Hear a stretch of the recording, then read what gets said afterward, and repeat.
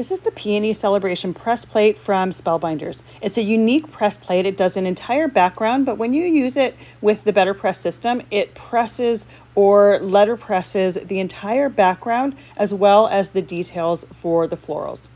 I'm using it in my Better Press system. I have a piece of watercolor cardstock here, and I'm using it with some Versamark ink because once I press it, I'm going to emboss it with some embossing powder.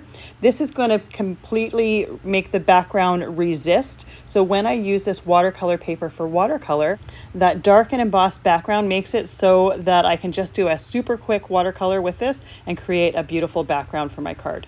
Once I have that embossing powder over all of my ink, I use my heat tool to melt that powder, and you can easily see when it's melted because it goes from dull and granular to shiny and smooth. And once I'm done my watercoloring, look at this beautiful background, and it didn't take very long at all.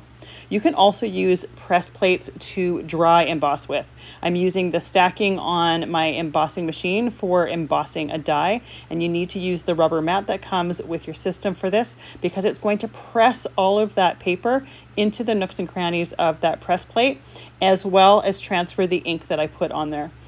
And then you can color those florals however you like. Press plates are also fantastic to use with the Glimmer hot foil system. In fact, I actually prefer how they foil more than hot foil plates. Here is an absolutely gorgeous background. I just use Copic markers to color it. You can color it however you want, but this is a fantastic plate, perfect for so many different techniques.